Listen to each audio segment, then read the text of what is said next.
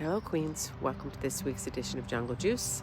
I'm coming to you from a little place in Italy called Foggia, which is further south than where I have been and heading down even further south. But when I was on the way down, I was thinking about our topic this month, right? Emotions and feeling. And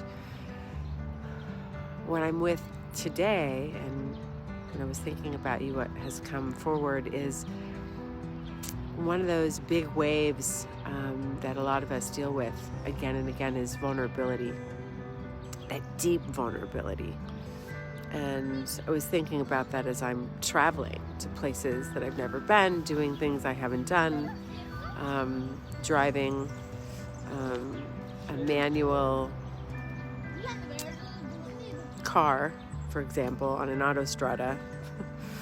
It's kind of intimidating and, sort of bringing up a lot of my vulnerability here.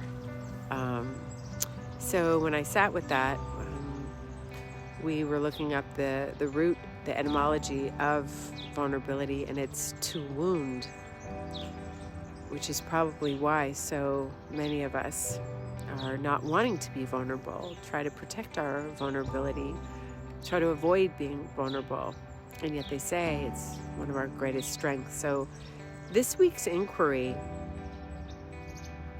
for me, and the invitation to you is, what is your relationship to vulnerability? How do you meet your vulnerability consciously? What's your go-to? Do you become frightened? What's the strategy, the stress response? And then where do you hit that area of trust? At what point do you recognize that vulnerability is a strength, and it's where we become intimate and truly, truly intimate in relationships with ourselves, with each other? So, yeah, it's a really good inquiry. I'm wondering about that for you. And then ultimately, the last thing I thought about was how in this vulnerability, we find a way to speak our truth, to stand in our truth, which ultimately sets us free, which maybe brings us full circle to the strength in that, right? What's true?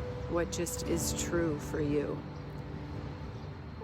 And how that goes hand in hand with being deeply vulnerable. So, yeah, I'm curious to hear how vulnerability is for you.